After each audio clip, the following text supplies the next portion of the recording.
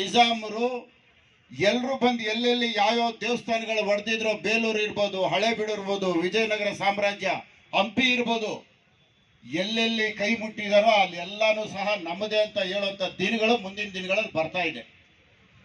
ಇದರ ಜೊತೆಯಲ್ಲಿ ನಮ್ಮ ಬೆಂಗಳೂರಿನ ಸೋಮೇಶ್ವರ ದೇವಸ್ಥಾನಕ್ಕೆ ಪಾಣಿ ರೆಡಿ ಆಗ್ತಾ ಇದೆ.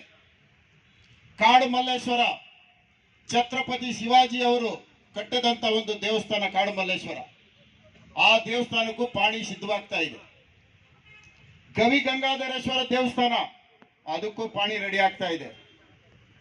ಜೊತೆಯಲ್ಲಿ ಕೆಂಪೇಗೌಡರು ಕಟ್ಟಿರ್ತಕ್ಕಂಥ 4 ಗಡಿಗೋಪುರಗಳು, ಆ ಸ್ಥಳಕ್ಕೂ ಸಹ ಪಾಣಿ ರೆಡಿ ಆಗ್ತಾ ಇದೆ. ಆದ್ರೆ ಈ ಪಾಣಿಗಳು ಮಾಡ್ತಾ ಇರೋದು ಇವತ್ತಿಗಲ್ಲ, ಇನ್ನೊಂದು 50 ವರ್ಷಕ್ಕಾದ್ರೂ ನಮ್ದಾಗತ್ತೆ, 100 ವರ್ಷಕ್ಕಾದ್ರೂ ನಮ್ದಾಗತ್ತೆ ಅನ್ನೋ ಉದ್ದೇಶದಲ್ಲಿ ಮಾಡ್ತಾ ಇರ್ತಕ್ಕಂಥದ್ದು.